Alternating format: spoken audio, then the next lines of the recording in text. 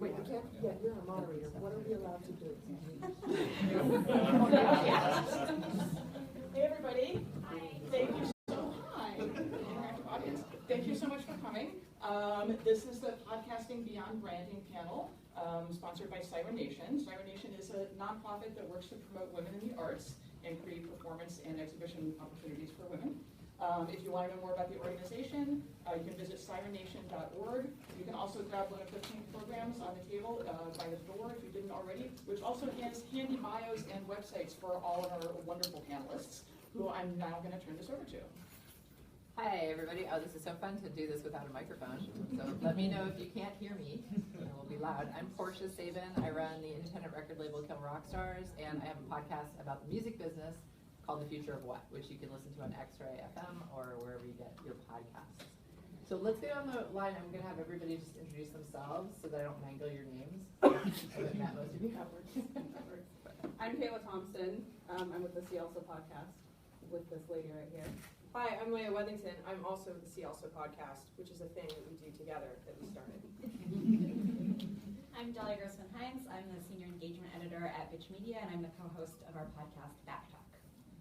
My name is Jeni, Stottrup, and I am the producer and host of Pretty Birds in year 3. My name is Sarah Extolin. I do Funemployment radio with that guy over there in the beanie. We've been doing it for about 8 years now, and I love podcasting. I'm losing my voice. Oh, good. Well, I want to start with you, Sarah. Okay, so sorry. I'm going to put you on the spot. Since I think you've been doing your podcast longer than any of the rest of us. Yeah, we've been doing it on November 5th, actually. It's been 8 years. So we actually both started in commercial broadcasting. And once we were let go from that job, we decided to start a podcast. And it's been great. It's been so fun. The freedom that podcasting allows and the guests you get to talk to, the things you get to talk about, it's just amazing. Well, you guys were kind of early adopters, though. So what was it that made you think, okay, we've been on the radio. Yeah. Let's do this weird thing I where think, we just put it on the internet. Yeah. I think with radio, there were a lot of limitations, and especially like as I was in radio, as the years went on, fewer people were in it. Like there were fewer opportunities for people to be personalities in radio, and like as it started to get whittled down, it's like, all right, well, you can't really do what you want to do, and then when you were able to like talk on the air, it was limited like very much to what you could talk about. And when we started the podcast, yeah, it was kind of hard because it was like a new medium. It was hard to get people to listen, but you kind of have to persevere and keep doing it, and we love it. I mean, it's been 8 years, and I have no plans on stopping. Did you have any way of knowing 8 years ago that this was going to become such a huge thing? No, it was very scary, and there were lots of times when Greg and I would be talking to each other and kind of doing like a check to be like, all right, do we still want to do this? Because, you know, there really isn't, when we first started, there wasn't a lot of money to be made. It wasn't like, hey, this is going to be like our gold mine, this is how we're going to make our millions. It was just kind of a passion project, and we've been able to turn it into something that we can monetize, but it was pretty scary to start with. But yeah, it's going better now. So Dahlia, how long have you been doing Backtalk? Backtalk has existed for longer than I have been a co-host, but I've been co-hosting for almost a year. Okay, and when did Backtalk start? When Backtalk started, I don't know the actual year, but I think we've had it for like 3 or 4 years. Just because podcasting is interesting to me because it's something that started in this weird grassroots kind of wave, I feel like, which is unusual because most other performative media, I feel like you have to get somebody else to let you do it to some extent. You know, if you're an actor, I've always thought, my dad was an actor for 57 years, and I've always thought that's really kind of a sad profession because what do you do when you're not acting? You're sitting at home being like, I wish somebody would call me. And I have this memory of him sitting, like, waiting for the phone to ring, crying. Like, that's my childhood memory. Sorry. He was a successful actor, too. That's like the weird part. No, I don't think you can be successful in the arts without just crying for all the time. Sometimes you're just putting your schmear on a bagel and the tears start flowing and you have a crisis, but you get over it in 5 minutes. Like you get really good at that routine. Right. But what's neat about podcasting is that it's like you can just start a podcast. Anyone can start a podcast, and I feel like everyone's figured that out. And I also really love it that there's so many women, and this is a great panel. That I'm not usually like we have to talk about women because I don't like that. I mean, I come from the rock world where it's like, I want you to say this is a great guitar player. I don't want you to say this is a great girl guitar player. Fuck off. If you say that, you know, like, but what's really cool about this is there's so many podcasts that are hosted by women, and you just are like, I have an idea, right? I mean, anyone can have an idea and start a podcast. But for you guys, why don't you talk about, like, what was your idea when you started this? Well, we both, so we both, I think, and a lot of women do, have like a morbid fascination with true crime, weird elements of history. I personally am fascinated by like odd diseases, weird little cultural phenomenons. Like we just recently did an episode on scapegoating, like the ritual of it, and all. It's everything sort of branches, you know. And I wanted the space to be able to talk about that, be able to make jokes, cuss a lot, just and bullshit with her. I mean, it's basically what we do all the time anyway. But I was in love with my own voice enough that I was like, other people really need We this. definitely found a common ground on that, and I think we also kind of bonded because we're both only children. Yeah. We kind of had that, like, you need someone to just talk to about fucked up shit all the time, and that's what we do. It was a pressure valve. It was like a pressure release for us, so that we don't bring up that sort of thing, like at the Olive Garden with our parents. We can just get that out, you know, in a healthy way, and people can, you know, look at our bio and be like, that is not for me, and leave, or go, I also have serious issues. Then they can rate and subscribe on iTunes. So that was generally our idea, and we try to keep it in the weird, morbid, humorous vein. We'll go on other tangents though, and that's like the basis of our podcast is we'll talk about one thing, but we'll also go on another level of things because we'll be like, oh, I have to tell you about this that I heard the other day. So well, and it's also like when we're researching for a show, and I use that term in the loosest way possible. You kind of like fall down a rabbit hole, like, you know, because you're on Wikipedia, and then there's a link, and you're like, well, I guess I'm doing that now. So one of the freedom to just be able to go on at length as I just have. It seems to me that that podcasting is actually like the perfect medium for the internet age, right?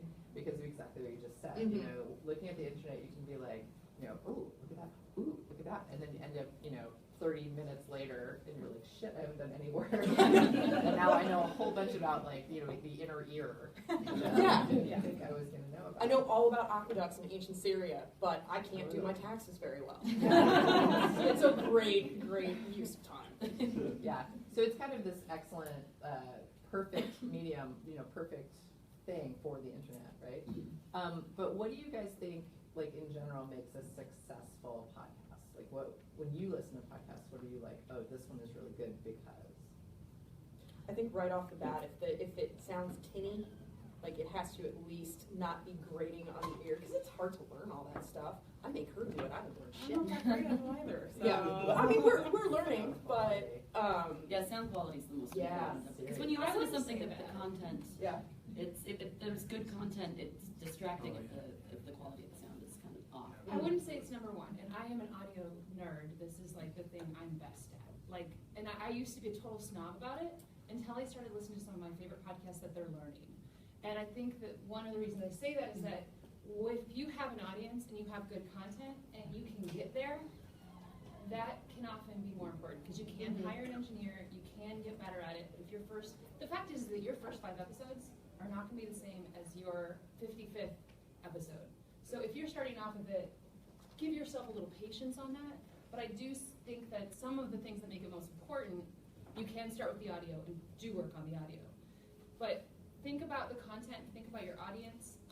In the last panel we were there talking about like knowing your audience and thinking about your content and what you're creating for people as far as like different grants, crowdfunding separations. But I think that can also be said of your podcasting, you know? So like you love, like you said that you go to your bio, right? And if people can like it or they don't. But you two have a really nice rapport. And that's something that people will want to tune into. Yeah. And if as you're good at the audio and you're improving with it, people are like tuning in at first and being like, I don't know about this audio, but they were really funny. Yeah. And as it gets better, you know, you're able to capture both of those things. I think there's a limit. Do you know there's a very particular sound, and it might just be me, but it sounds like it's being recorded inside of a tin can, and it's hard for me to focus on the words. But I do feel like those first, because I used to do another podcast called A Happy Go Lucky Podcast, and the first 5 episodes, I don't even say the first 10. It's just like learning exactly how you want to like produce the show. So Sarah, you were coming from radio, so you were coming from a place where the sound quality was obviously paramount. Yeah, I mean, how did you guys, the two of you, figure out like who does your? Do you have a separate engineer? No. So Greg actually does the audio, and I actually made him text message me the information in case someone asks me specifics, because I don't really know what I'm talking about. But yeah, so I actually ran the board. So I was one of the board operators for a lot of the radio stations that I worked at. But when it comes to podcasting, there's so many technical aspects with it, like with the modulation, with like, we have a mixing board that we like compress all the sound into so that it makes it all kind of balance out. Yeah, he handles most of that, but I think I could do it if I needed to.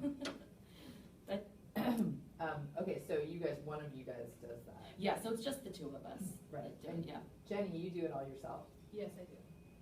You do all the production, all the engineering. Yeah. To come back to the radio side, a lot of the development and growth. First of all, I'm a musician. I'm an artist. I co-produced my album a few years ago, so I learned recording from that lens. But I started doing editing back in college. I lost my voice, so I picked up a degree in political communications. So I had to do video editing and campaign building for my degree. So I had had a beginning intro into that. So as I stepped into more engineering, it made more sense. The first year, I did it out of the IPRC, just used simple GarageBand, and we had a few mics. It was great. Then the second season, it ended because I got a job as a teacher. I have a master's degree in education, and I've gone back and forth into teaching. I'll never go back, but I'm glad that I was a teacher. But I ended up getting fired. In February, I just didn't have what it took to be a public school charter Montessori educator, and I don't feel like I need to say any more than that. That's okay. It seems so laid back, though. Upper elementary, preteens. The fun years. Oh, the fun years, yeah. So at that point, I was like, I want to get the show going again, and I was putting together a showcase for Treefort Music Festival, and I started following around Jeni Logan because I really wanted to be an X-ray. True story. And then they liked it. I finished, I presented them the Treefort interviews that I had, said, hey, I have this material. They said, yeah, let's do it. And then they, in that June, said, hey, we want to have better content. We love the future of what, we want your show to be as good as that. And then they put me through, we had a couple NPR people there, and then they put me through a whole bunch of training, and then I did another 50 episodes until I was like, I need a break at the following Treefort Music Festival. But it was definitely radio that shifted the show from being just a straight interview show to a narrative format. Yeah, so the audio has become important because, again, there are limitations when it comes to radio. And the show shifted dramatically because of the fact that it is on radio. And the choices that I've made since then to kind of distance myself somewhat from radio have informed, as the show moves forward, because it is a weird balance between the two. And I think I've talked a lot with Anna about this. Anna is the main producer of the show, and we have had a lot of conversations about how do you promote a show that's on radio when it's really a podcast, but it's on radio. It's kind of a weird. And Bitch has had a lot of, you guys have producers at X-Ray as well, and have done the same for, what's the other show? Propaganda, yeah, because I used to share an hour with them too. So that there is kind of this mix right now of commercial podcasts as well as ones that can get more air and traction that are still podcasts but are maybe on a different end of it. And I think it's interesting in podcasting because you can really have something, if you go out to one of the conferences anywhere, you get anywhere from somebody who's coming from a radio lens and doing something that isn't even on radio. If you're looking at Radiotopia or even just anything from WNYC or the Chicago stations, WBEC, or, people who are gathering producers, meeting producers that are making their show really good,